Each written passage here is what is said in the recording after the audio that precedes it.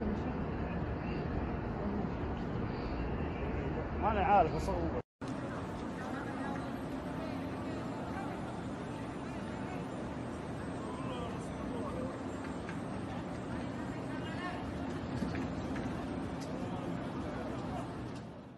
बिस्मिल्लाहिर्रहमानिर्रहीम। अस्सलामु अलैकुम।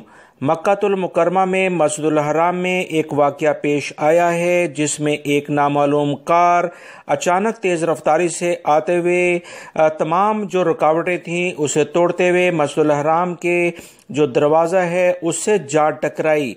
फौरी तौर पर मुतल्लिका जो भी सिक्योरिटी एहलकार हैं उन्होंने जय वकूफ़ा पहुँचकर इस कार को मुकम्मल तौर पर घेर लिया और इसके ड्राइवर को गिरफ्तार कर लिया है। 10 बजे के करीब ये वाक़या मस्जिदुल हराम में पेश आया है। आप जैसे इस वीडियो में देख रहे हैं कि तेज़ रफ्तारी से एक कार सहन में दाखिल होती है और तेजी से दरवाजे की जानिब जाती है और उससे जा टकराती है। इस सिलसिले में जो अभी इब्तदाई इतलात आई हैं कि एक सऊदी शहरी को गिरफ्तार किया गया है। अल्हम्दुलिल्लाह इस पूरे वाक़े में किसी के जख्मी या जाँ बहक होने की कोई इतलात मौसूल नहीं हुई हैं।